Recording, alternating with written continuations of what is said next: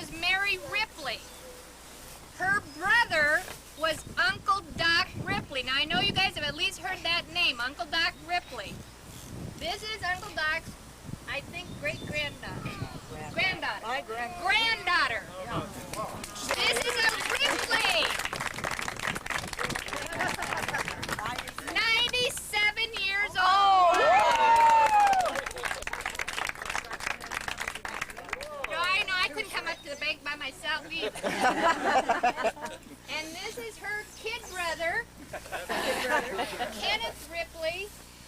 And this is her daughter, Eldest daughter, Jay Davis. Jay Davis. So we got some Ripley blood here, and we got Chambers blood right here in the cemetery. Wow. Good. Now, and everybody knows the story of how the Chambers Cemetery started. I assume you guys know. Why don't you tell it? Okay. Well, tell it. All right. I think All it's right. so interesting. Ezekiel's house was right over in there. This was a corner of their farm, and Samuel Willard Ripley and his wife lived over on that hill. Ezekiel decided that he was going to build a sawmill over on the Missouri River. He went to St. Louis, and while he was gone, Gartra and her daughter Caroline were out in the yard making soap. Lye soap. Now, does everybody know how to make lye soap? You boil it and you okay. You boil it and boil it and boil it, right? And the fire gets real hot. Anyway, they were out there, and you have to watch that real carefully. Or you're boiled over. Yeah. So you just watch that, and that's all you can do. Harlow was out in the field plowing. Sudden spring storm came up. Lightning struck the thatch roof of the stable. Horses are in the stable. Now, everybody knows how important the horses are.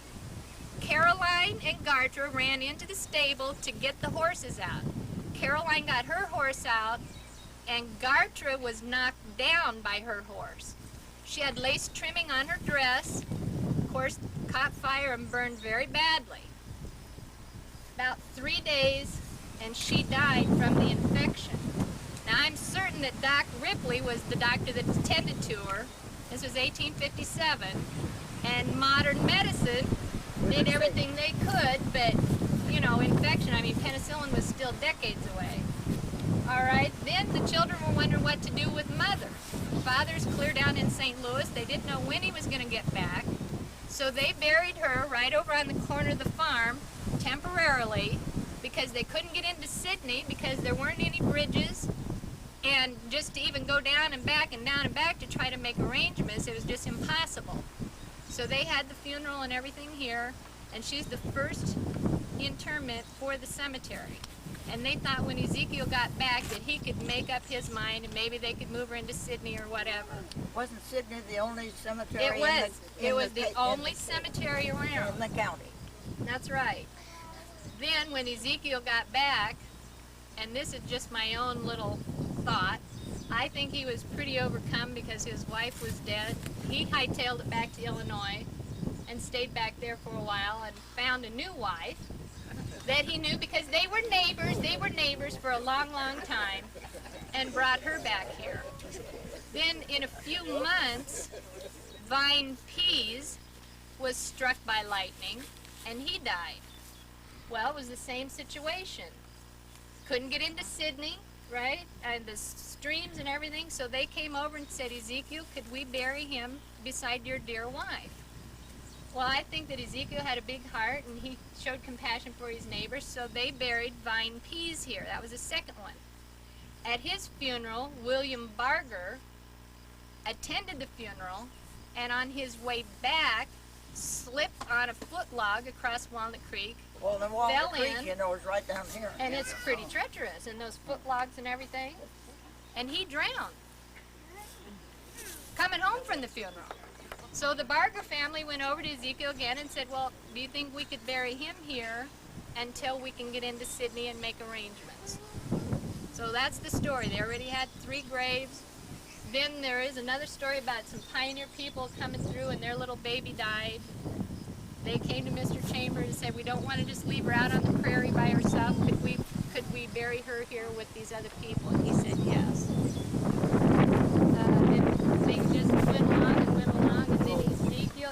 just rolled along, and Ezekiel finally decided that he would just donate this portion as a community cemetery.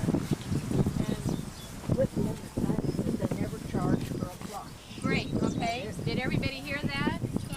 You would never be charged for the plot. And that's the reason that the cemetery is here today. In the early days, in the very, very early days, it was known as Walnut Creek Cemetery because it's Walnut Creek right there.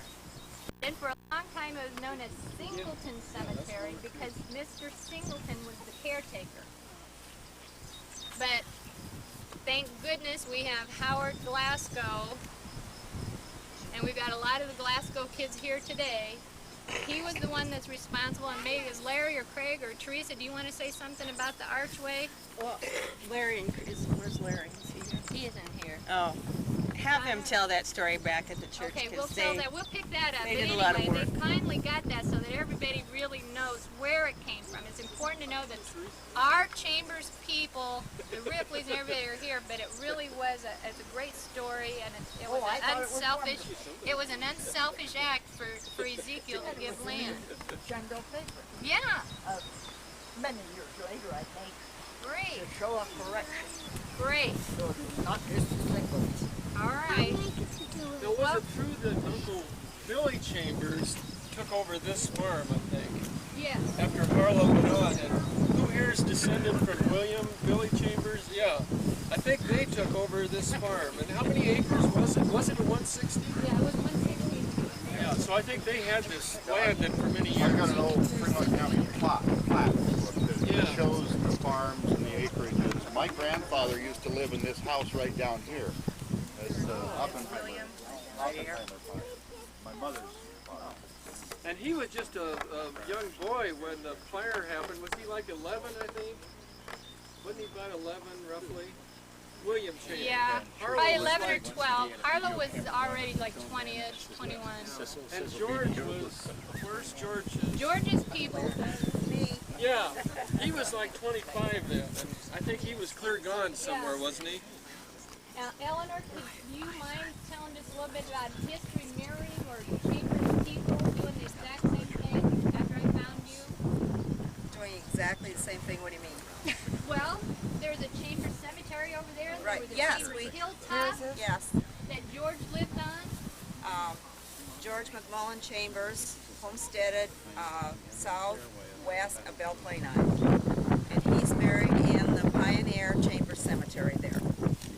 So I don't know whether that was part of his farm and he originally gave it or what, that it's named Chambers.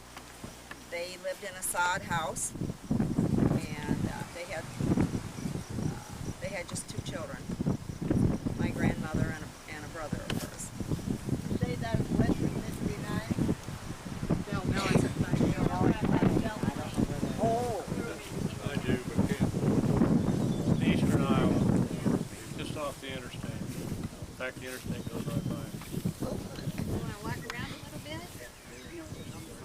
They dug him up in Sydney and brought him out here to be buried with his wife.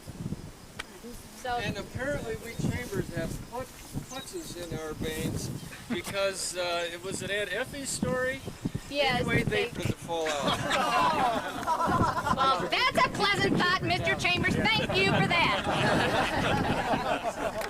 So we have fluxes in our Yeah.